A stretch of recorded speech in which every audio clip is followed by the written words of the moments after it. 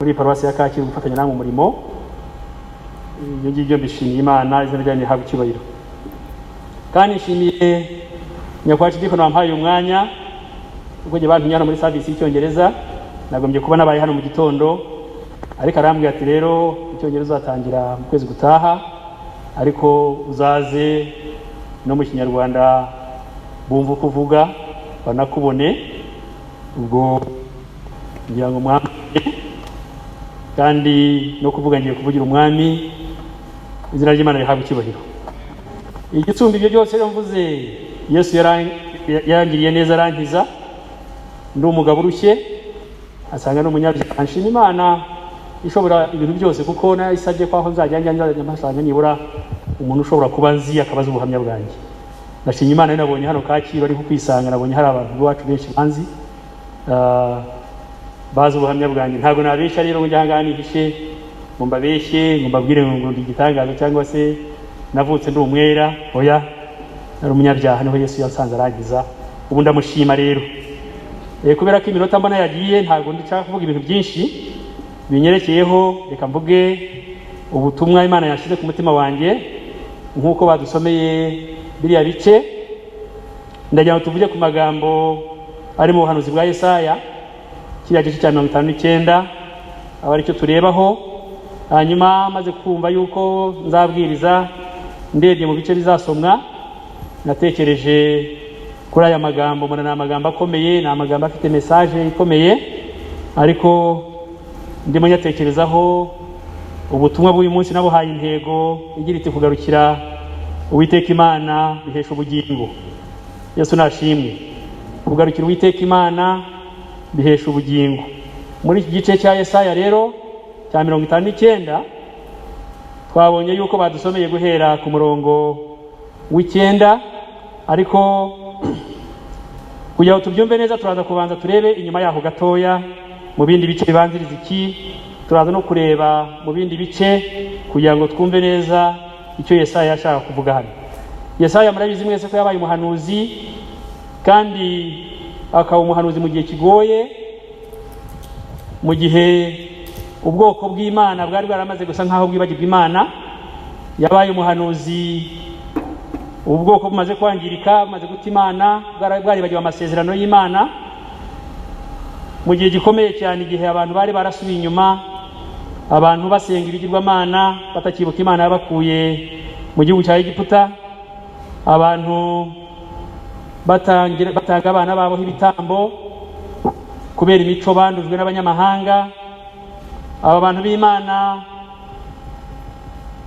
baramaze kwangirika mu bice twasomye mwabyumvise, nta manza zitabera zihari, abantu bakira impongano bakumva ntacyo bibatwaye, abantu bagenda bakazana ibishushanyo bakabishyira mu nzu y'Imana nk'iyi bakumva ntacyo bibatwaye. Icyo gihe byari ibintu bigoye cyane, abantu barenganya abandi, amaraso y'abatariho urubanza ameneka, kandi abantu bitirirwa Imana ishobora ibintu byose, ariko ntacyo bibatwaye. Ni muri icyo gihe rero Imana yahamagaye Yesaya.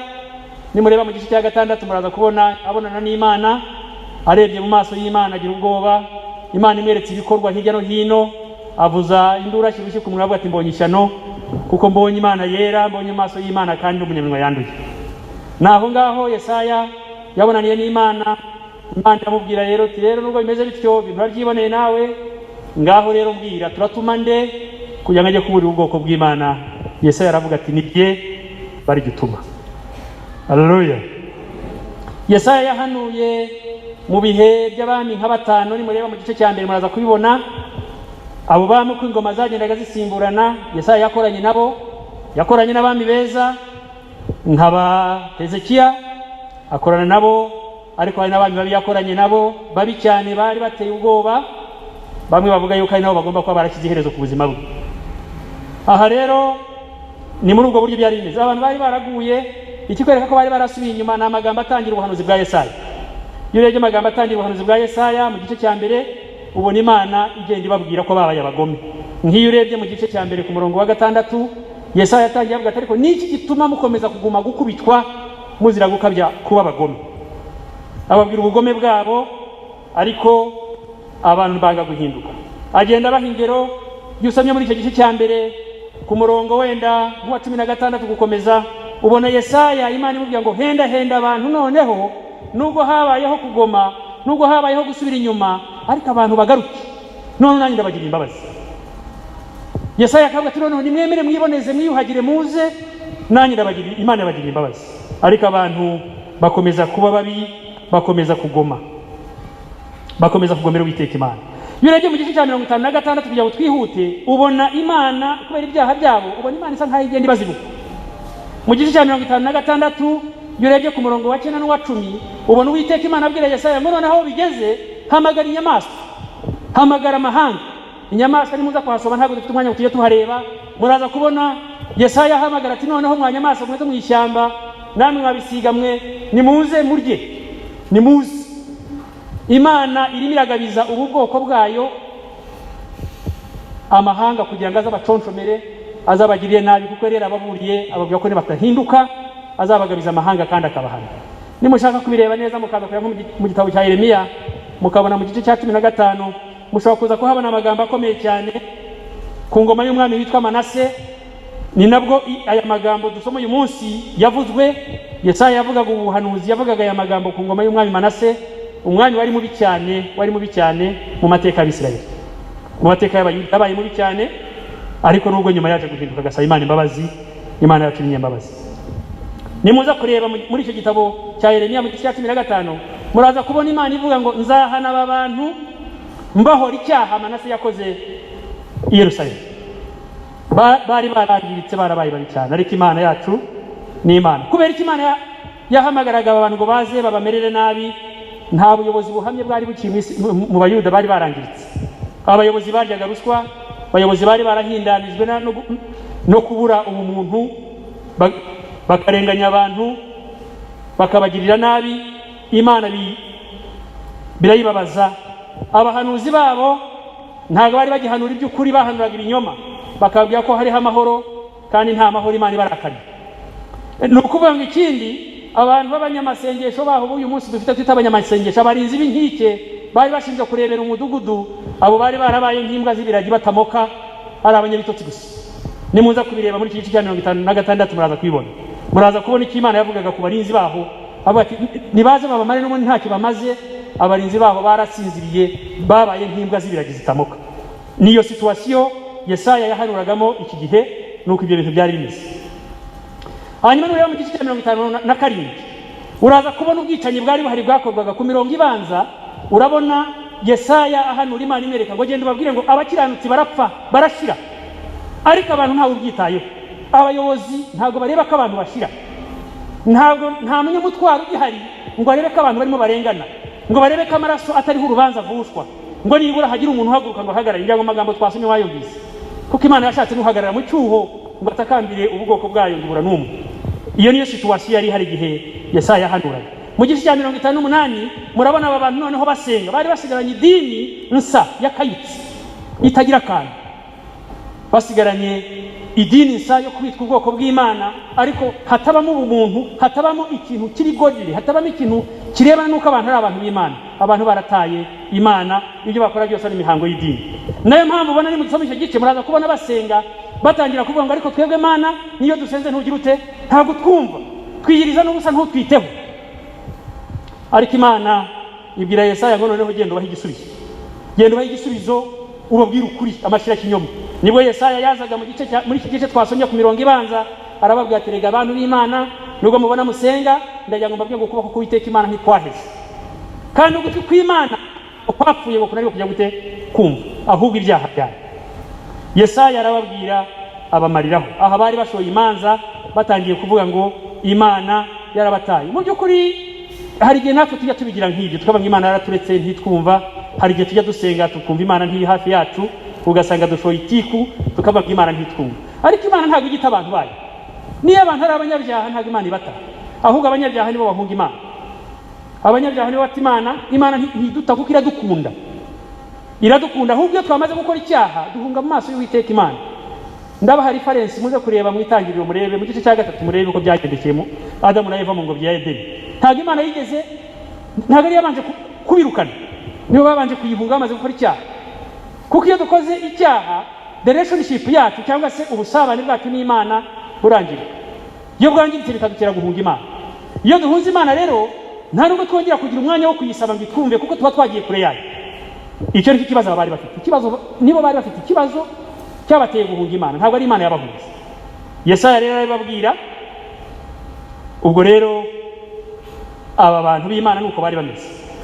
Twihuse rero tugeze mu gice twasomye ku murongo wa 9 kugeza ku murongo wa 15, hamwe n'ibyo byose byagiye bibakubita bikabazonga bikabamerera nabi, Imana yari bafitiye umujinya kuko yagombaga kuvuga yuko bazatwarwaho iminyago bakagenda ari imbohe kubera ibyaha byabo.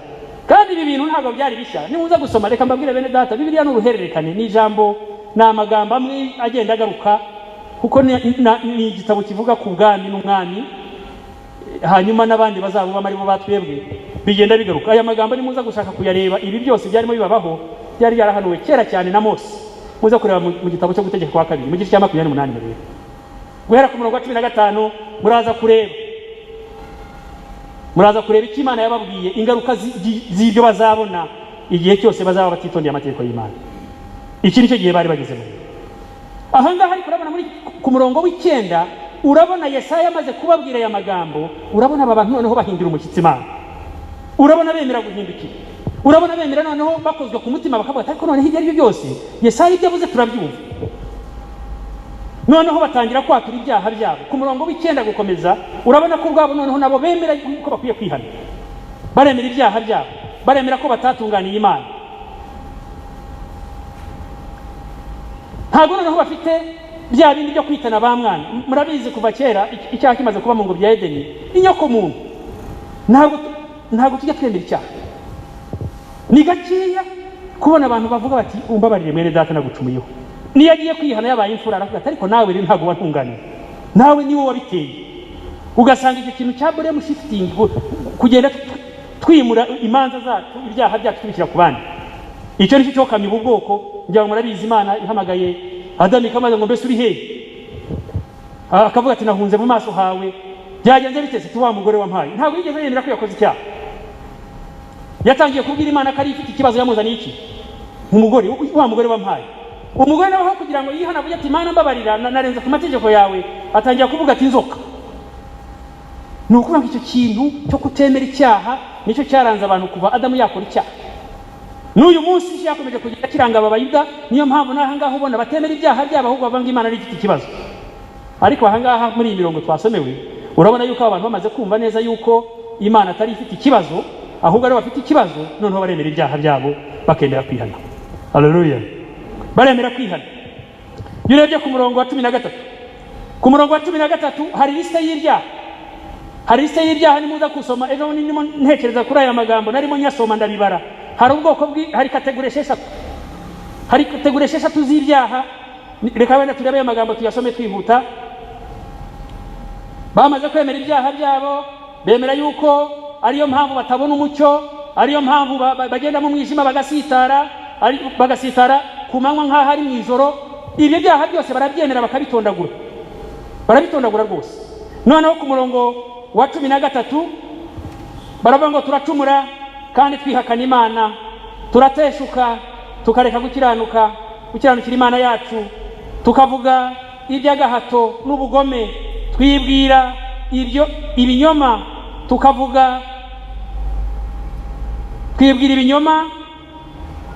tukabivuga tubikuye ku mutima. Imanza zitabera zisubizwa inyuma no gukiranuka kugahagarara kure, kuko ukuri kwaguye mu nzira kandi gutungana ntikubasha kwinjira. Ni ukuri koko, ukuri kurabuze. Aba bantu nuko ko barimo bihana, barimo baravuga ibyaha byabo. Izo kategori z'ibyaha zose barabikoze. Iyo urebye gatoya ku murongo wa 3 ubona nta rugingo na rumwe rwasigaye rudakoze icyaha. Baravuga ibirenge, baravuga amaboko.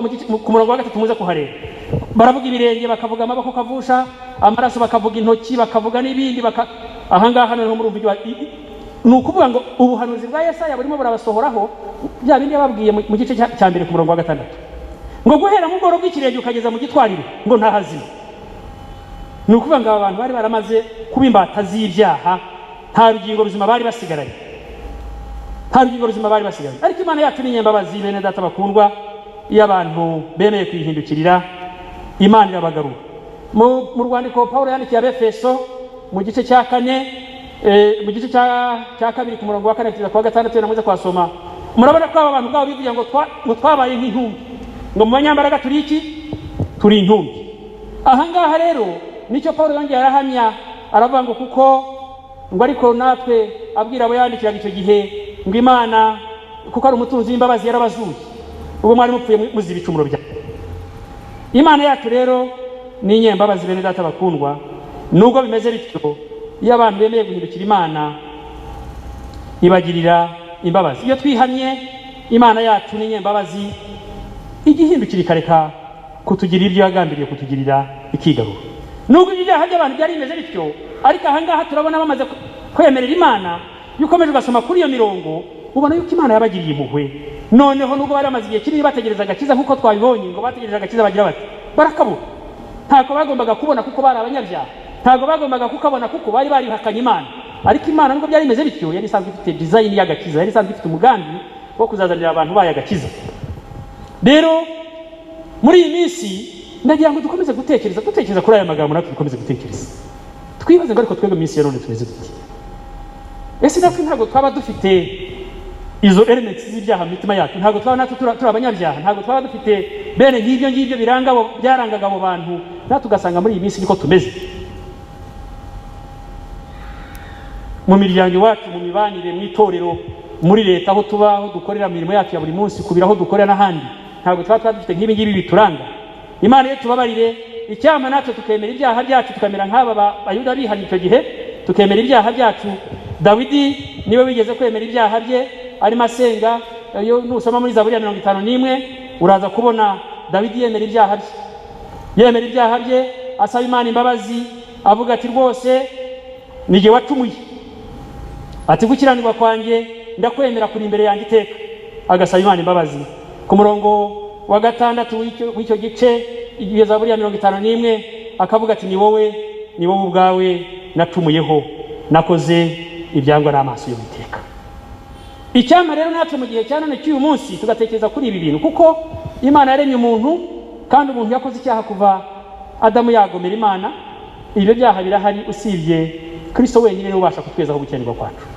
Twese turi abanyabyaha rero ndatabakundwa. Ibi ngibi tutaza kubyumva dutya tukavuga ngo ni ibintu byabaye mu Baheburayo, ntabwo ari twe bitureba hano Kacyiru. No. Twese twakoze ibyaha, ntitwashyikira ubwiza bw'Imana. Niko Pawulo yandikira Abiroma yavuze, twese twakoze ibyaha. Imana ishaka rero ko twemera ibyaha byacu nkuko nemaze kubivuga, hanyuma tukaza imbere yayo tukayibwira ngo dore nambaye ubusa, ndakwinginze Mana nyambika. Ukayibwira dore ukonje nihebye rwose, niwe niringiye. Ibi ngibi byaha mureba ntago twabonye yuko hariya nta muntu n'umwe wasigaye. Byahereye ibwami, abami barapfa, ibikomangoma birapfa, abatambyi barapfa, bahanuzi barapfa kubera ibyaha byabo. Biramanuka bigera kuri rubanda rwa giseseka, bigera muri community nk'iyi dutuyemo, barangirika. N'uyu munsi niko biri. Abantu n'uyu munsi bakora ibyaha, kandi bakora ibyaha bakumva nta kintu bibatwara. Dukora ibyaha tukagenda tukumva biratubereye, nta kintu bidutwara. Abantu bakora ibyaha ntibatinye kuza hera nk'aha ngaha, umuntu akaza agakora byose hano, kandi Uwiteka Imana atamwishimira. Abantu bakaza bagahimbaza nk'uko abo bene data mwahoze mubona badufasha, bavuga bati Imana ni icyubahiro, tukazamura amaboko, ariko dufite ibyo dutengase. Icyampa uyu munsi bene data abanyakacyiru tukahindukirira Imana. Iyo usomye mu butumwa bwiza bwa Luka igice cya 18 usangamo inkuru z'abantu babiri. Usangamo umuntu umwe w'umufarisayo wagiye gusenga. Ubwo rero abafarisayo bari abantu bakomeye cyane, bari abantu baba mu itorero, baba mu b'imbere, ubwo bari abantu bakaze, ntibari boroshye. Ariko umufarisayo araza, niba yari nk'umujyanama w'uyu munsi simbizi, niba yari ihande simbizi muri iyi minsi ya none, araza aje gusenga, ajya hano imbere arapfukama, abwira Imana ati data agenda gushima ko ntameze nkuriya mukoresha w'ikoro. Ubwo yari amubonye nawe yinshi ati ndagushima ko ntameze nkawe kuko jewe ndakubaha je ntanga n'icya 10 cya byose, ndagushima ko ntameze nkawe. Ariko umukoresha w'ikoro we ngaraza ngo apfukama kure cyane, ngo ntiyatinyuka no kureba ahera h'Imana. Atajya avuga ati data ndi umunyabyaha w'umwishobere, sinari nkwiye no kureba amaso hawe, sinari nkwiye no gutinyuka kwigira hafi muri Yesu. Have mercy upon me, mbabarira ndi umunyabyaha. Haleluya. Arataka cyane ati mbabarira, kuko yarazi biri mu mutima we, aho abantu batareba, aho jewe ntabasha kubona, aho kanona atabona, aho nyakubahwa diko natareba, Imana irahareba kandi buri muntu wese abahazi. Ariko ageze imbere y'Imana aravuga ati Imana mbabarira ndi umunyabyaha, nyeza ntunganya ngiriye imbabazi zawe. Bene data bakundwa, icyampa uyu munsi wa none umutima wawe ukakwereka hahandi hari ibibazo. Icyampa umwuka w'Uwiteka Imana akakumanukira akakwereka aho bidatunganye. Icyampa imbaraga z'ijuru zigatsinda umutima wawe zikakurusha amaboko, maze ugatangira kwibwiza ukuri. Abantu benshi bakunda ko abandi bantu ari bo bababwiza ukuri. Abantu bategereza ko abantu bababwiza ukuri. No, ntibikwiriye. Gukizwa kwiza ni ukwemera ukibwiza ukuri. Wowe ubwawe ukibwiza ukuri. Umutima ukakubwira ukuri ko uti aha ngaha ntutungana, dore umutware wawe uko mubanye, dore abana bawe uko mubanye, dore bagenzi bawe mwitoro uko mufatanije, dore mu kazi uko bimeze, dore muri bagenzi uko bimeze, dore muri korari uko wifata. Ntabwo ntukwiriye, ntiwari ukwiye no kuza imbere y'Imana. Wari gufatwa ukajugunywa, ariko kubera ko hari imbabazi za Yesu ukavuga uti, umutima ukavuga uti haguruka usabe Imana imbabazi, uti ngiriye imbabazi kuko nabaye umupfapfa. Haleluya. Yesu nashimwe bene data.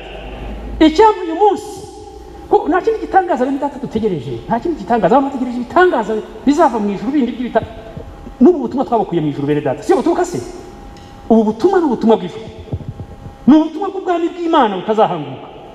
Nta kindi gitangaza dutegereje usibye igitangaza gihindura umutima, usibye imbaraga izigakora ku mutima w'umugabo nk'uyu agahaguruka akaboroga akihana. Kera nigeze kubona dutangira gukizwa abantu bihanaga barira, ukabona umuntu w'umugabo nk'uyu uri kositimu akarira akaboroga ati rwose nubwo mubona ngenda ariko ubundi umupfapfa, akarira kandi ukabona itorero ranezerewe disi. None uyu munsi turi muri .com, abantu barihana mu ikoranabuhanga nk'uko baregistaringa hariya kuza gusenga mu ikoranabuhanga. Ariko icyampa uyu munsi Uwiteka Imana akatugendera abanyakacyiru. Haleluya. Icyampa umwami Imana akavuga n'imitima yacu nk'uko yavuganye n'imitima y'aba bantu b'Imana icyo gihe. Iki gihe bamaze gukora ibyo ngibyo, bamaze kwihana, Imana yabagiriye imbabazi. Kandi twabibonye ku murongo ubanza wa 16 niho Imana Yesaya yavuze ngo Uwiteka arabibonye ararakara, ngo kuko nta manza zitabera zihari kandi abona ari nta muntu uhari, atangazwa nuko nta nuwo kubitwarira. Ngo nicyo cyatumye ukuboko kwe ariko kwamuzaniye gukiza, kandi gukiranuka kwe kukamutera gushikama. Hepfo barakomeza kuvuga n'ukuntu yambaye imbaraga agahaguruka. Uwiteka Imana yarabyikoreye.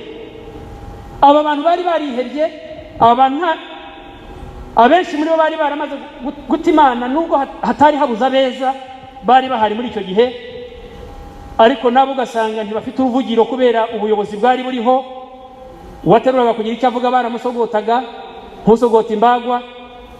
Imana ibibonye ivuga yuko izabyikorera, ibonye ko bahindukiye bemeye nibura guca bugufi mu mitima yabo, Imana yemera gusohoza icyo yavuze. Kuko yusomye ku murongo wa 20 ubona Uwiteka avuga ngo umukiza azagira ate? Umukiza za Siyoni, umukiza za Siyoni, umukiza umucunguzi azaza Siyoni. Uyu mukiza ninde? Yesaya yahanuraga, yari yaramuhanuye kera mu gice cya 9 avuga ngo dore umwana yatuvukiye, duhawe umwana w'umuhungu. Uyu mukiza avugaga ni Kristo, yagombaga kuzaza Siyoni, akaza akagira ibyo atunganya, akaza akagira ibyo ahindura, akaza agahindura imitima y'abantu.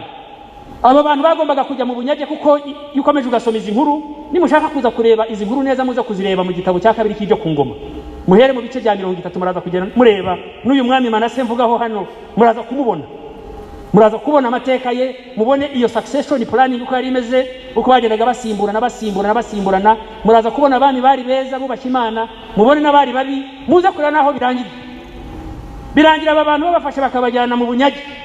Ariko Imana irabireba. Buriya mu buhanuzi bwa Yesaya yurebye bugabanyije mu bice bibiri, ariko igice guhera ku gice cya 40 kugeza ku gice giheruka biravuga ubutumwa bw'amahoro, harimo ubutumwa bw'ibyiringiro.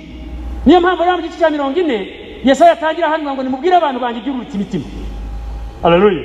Kuko yatangiye kubona, akabona Mesiya azaza. Nubwo abantu ari babi, ariko umwami azaza. Yabonaga igihe kizagera bakava mu bunyage, bakarekurwa n'umwami Kuro, akabarekura bagataha iwabo, inkike zikongera zigasanwa zari zarasenyutse, insengero zikubakwa, abantu bakongera bakagarukamo kugira ngo umukiza azabone uko aza mu bantu. Rero natwe bene data bakundwa, ndayomba mbabwire ngo uyu munsi nitwemera tugahindukira tukemerera Imana, ndayomba mbabwire ngo umukiza arongera kuboneka imbere yawe, urongera kumva impundu, urongera kumva ijwi rinezeza mu mutima wawe, urongera kumva ibyiringiro. Umukiza araza. Ndayomba mbabwire ngo umucunguzi wacu uwo ni Kristo, niwe mwami w'amahoro, niwe mwami w'abami, niwe uhesha abamwizera bose ubugingo. Uwo nguwo arahari. Ariko kugira ngo umucunguzi akugereho, nuko ugomba kwemera guca bugufi, nuko ugomba kwemera kwihana. Bitemeye kwihana ugakomeza kuba utagonda ijosi, ntago byoroha. Mureke rero ngane ku musozo niyo kubafata umwanya munini, mbahendahende ngo twemere natwe twemere twihane, twemere duhindukire, twemere kubana n'Imana yacu duciye bugufi, twemere kuyihindira umushyitsi. Kandi turabibona yuko abantu bemeye kwihana, Imana yemera gutanga amasezerano. Ku murongo wa 21 Yesaya arahanura, avuga ko hari isezerano y'umucunguzi azasezerana nabo. Abaha siranse yuko umwuka w'Uwiteka Imana n'amagambo ye bitazava mu kanwa kabo. Ibi byari iki? Great Commission, byari ubutumwa. Bwari ubutumwa bwo kuzahindura abantu. Baravuga ati muzakomeza kuba umucyo. Erega mwibuke ubwoko bwari bwaratoranyijwe kuba umucyo, bari bafite impamvu Imana yabatoranyije mu yandi mahanga. Ariko aravuga ati amagambo yanjye n'umwuka wanjye ntabwo azatandukana nabo, ntabwo azatandukana n'akanwa k'abana babo. Haleluya. Nimusoma nisubira inyuma gato mu gitabo cya Yesaya cya 58 ababwiye, nimuhera ku murongo wa 6. Uwiteka Imana yabahaye kwiriza ubusa kunda, ababwira ibyo akunda ibyo ari byo. Nimuza gusoma muraza gusanga ahasoza ku murongo wa 12 havuga yuko nabo bazasibura inzira zijya mu midugudu, bakongera bakubaka amatongo ya kera. Byari isezerano yuko nibajya no mu bunyage, Uwiteka Imana azabagarura, akabagarura iwabo, bakongera bakubaka iwabo, bakahatunganya, noneho bagatangira bakabwiriza ubutumwa bwiza, bakaba umucyo umurikira amahanga, babayobora ku nzira y'agakiza. Uyu munsi rero bene data bakundwa, ndayongubwire ngo ngufitiye inkuru nziza. Haleluya. Ngufitiye inkuru nziza, inkuru nziza yo kuvuga ngo umucunguzi yaje Siyoni. Yesu nashimwe cyane. Umucunguzi yaje Siyoni bene data bakundwa. Umucunguzi yageze Kacyiru, umucunguzi yageze mu Rwanda, yageze n'Ikibungo, yageze n'Icyangugu. Umucunguzi wawe ariho. Icyampa uyu munsi ukemera gusa umucunguzi wawe ari hafi yawe. Birashoboka ko warigeze kwibaza ibibazo bitandukanye. Birashoboka ko nawe umaze iminsi usenga uvuga uti Mana nubwo ngusaba ariko ntunyumva. Birashoboka ko ufitanye ikibazo n'abantu kimaze igihe kirekire ukabona ubwiyunge ntibuboneka. Birashoboka ko ufite ibyo umaze iminsi usaba ariko ukabona ntibisohora. Birashoboka kuba ufite amasezerano uyu munsi ukaba umaze kurambirwa uvuga uti amasezerano yanjye yanze gusohora, n'ibyanjye Uwiteka Imana ntabyitayeho. Ariko ndagira ngo nkubwire ngo ikibazo ntabwo ari Imana, ikibazo ni wowe ubwawe, ikibazo ni jyewe ubwanjye. Ariko uyu munsi ndagira ngo uhendahende ngo wemere nkubwire ngo uko umwami Yesu yageze kwa Zakayo ibintu bigahinduka, nawe uyu munsi yaza agahindura ibyawe. Haleluya. Kandi mwibuke ko Zakayo yihanye, akazana ibyo yambuye abantu, akavuga ati jyawe nahemukiye ndabariha, abakeneye ibyanyu ndabigabanya mbahe. Imana iramubwira iti noneho rero Yesu aramubwira ati agakiza kari wawe hano kuko nawe urubyaro rw'Aburahamu. Uyu munsi niwemera ugaca bugufi, Imana yakugirira neza.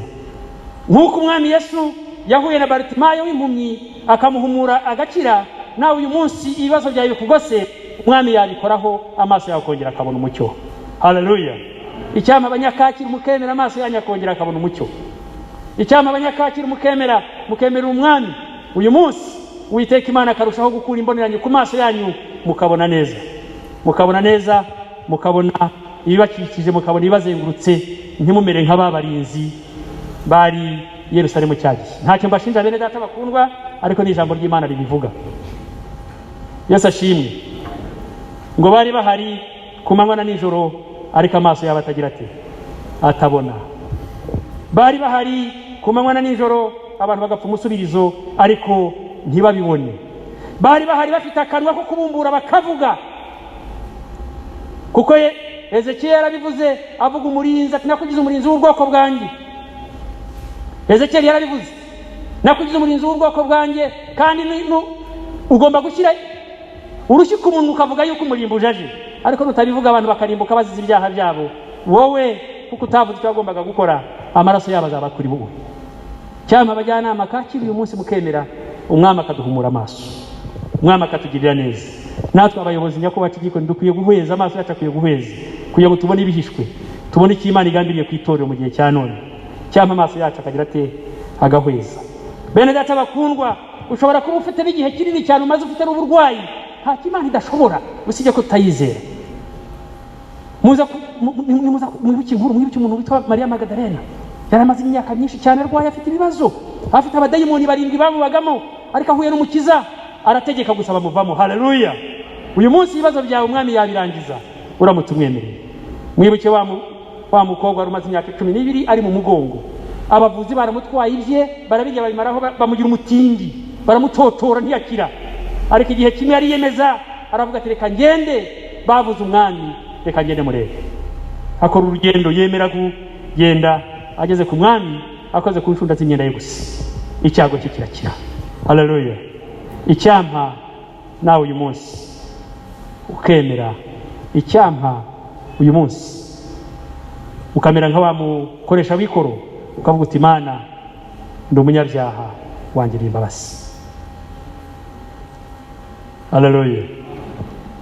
Ndashoje.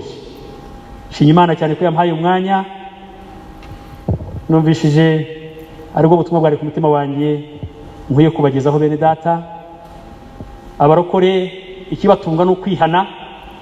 Itorero rizima rirangwa n'ibintu bitatu: rirangwa no kwihana ibyaha, rikarangwa no gushima, rikarangwa n'ubuhamya.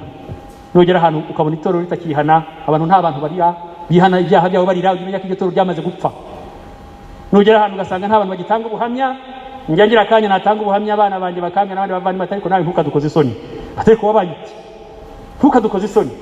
Igihe kimwe nigeze kwangana n'umuntu muri hano, ntabwo mbabwira, mubwira ibyanjye, aravuga atariko mubwira ibyambayeho, aravuga atariko umuntu yaraguhemukiye. Rero reka mbabwire bene data, iki ni igihe cyo gutanga ubuhamya, tukabwira abantu ko umwami akiza. Ni igihe cyo kwihana ibyaha byacu, tukavuga ngo Imana tubabarire, wongere uhindure imitima yacu. Imana yacu ishimwe cyane. Ndashoje. Uyu munsi hari uhari wumva ashaka kwiyunga n'umwami, njye ntabwo nshobora kugera ntabivuze. Barambwiye ngo i Kigali ngo ntabwo bakora altar call, ngo ubundi ngo igihe kiba kirukanka. Nanjye ndabona njye n'iminota nayirengeje nyagwari, ariko ninyemereye iminota 2 yonyine. Niba hari umuntu dutanga iyo chance, hari umuntu wumva ashaka kugira ibyo abwira Imana mu mutima we, avuga Imana, dore nanjye ibi ngibi biriya ukore abantu bari bameze, nanjye nikomeze, nanjye mfite ibibazo, dore binyugarije, dore nanjye ukomeze, ariko nanjye ngushyiraho urubanza. Hari abasenga bati Imana ndakuretse, hari n'abajya basezera Imana ngo Mana nkuvuyeho sinzongera kugukorera. No, wayivaho ukajya hehe kandi ifite amagambo y'ubugingo. Ikibazo ni twebwe, ntabwo ikibazo ari Imana. Reka dufate akanya twitekerezeho. Niba wumva hari ukumva hari ibigutsinda, ukumva rwose hari icyo ukwiye kubwira Imana uyu munsi, ukavuga ngo Mana dore aho nagahereye, ariko aho ngeze nemeye gutsindwa, nkamanika amaboko. Niba uhari rwose uhaguruke witonze, uhagurukiye mu mwanya wawe, turafatanya dusenge, twinginga Imana ngo Mana uwo muja wawe cyangwa umugaragu wawe muramburire ibiganza. Rwose ntacyo bitwara, nta soni abantu bakwiye kugira z'ibyaha, nta soni abantu bakwiye kujya zintambara barwana, kuko intambara turwana kenshi nazishobora. Niba hari inshuti yanjye, haguruka mu mwanya wawe tubwire Imana ngo Mana, uwo musha wawe, uwo mugaragu wawe mugirire imbabazi.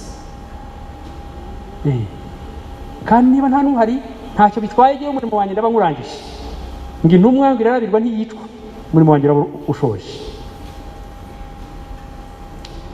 Yesu tuguhungiyeho n'ubu hari rwose uhaguruke ubwire Imana ku birenge byawe, ubwire uti Imana urakoze cyane mushiki wanjye, ubwire Imana uti Imana dore aho nagahereye, ariko noneho birarangiye, mbabarira.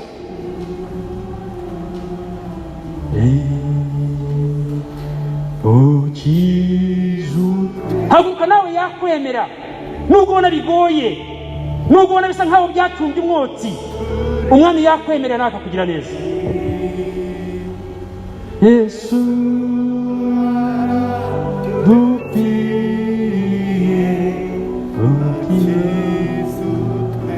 ntabwo twagurisha ibyaha byacu Mana.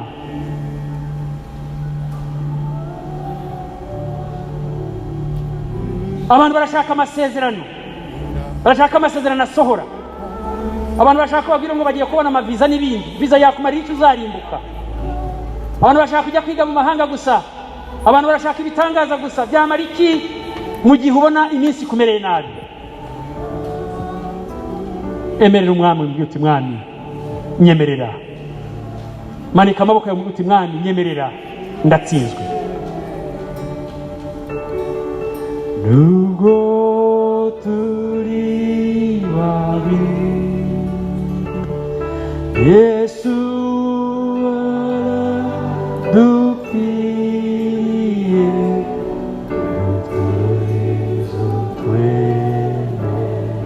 reka nsenge Imana. Mana, mu izina rya Yesu Kristo umwami wacu, uratubona dore uko tuje, uko tumeze, uko data uratuzi imbere n'inyuma, uratuzi nta mugambi w'umuntu wese uyobewe. Turagushimira ijambo ryawe Mana, wemeye ko uyu munsi rivugirwa tw'ubwoko bwawe. Kandi nyir'ingabo Imana, ndagushima ko umuja wawe uhagurutse. Hari ibitinze umutima we Mwami, ari igenzo yabona yagiye kure y'amaso yawe Data. Ndagushima no kuko bandi batsinzwe batahagurutse uyu munsi bumva bakozweho ku mitima yabo. Ndakwingize kugira ngo urambure ibiganza byawe by'imbabazi, ubagirire imbabazi zawe Imana, ubagenderere. Urambure ukuboko kwawe nyir'ingabo Imana, ubiteho, ubagirire neza. Umuja wawe murambure amaboko yawe Imana, umwemere uko ari kose, wemere intege nkeya ze Mwami, wemere ko yaguhemukiye. Uyu munsi bakugarukiye Mwami, umugirire neza. Ukize abarwayi, ukize imitima yacu Mwami, kugira ngo turusheho kukubera ubwoko, nawe utubere Imana, tukunezeze, tuguhamye. Hanyuma igihe umwana bazagaruka aje gucyura itorero, tuzimane nawe ubwami bwe butazahanguka. Urakoze Mwami Imana, nanjye mugaragu ndagushimye, ndi umunyantege nkeya uranzi, ariko ndagushimye kuko nanjye wemeye kunkoresha ukampa ubutumwa nk'ubu. Icyubahiro n'ikibi cyawe rero rushaho kuvugana imitima yacu uyu munsi n'iteka ryose, tubigusabye mu izina rya Yesu Kristo umwami wacu. Amen.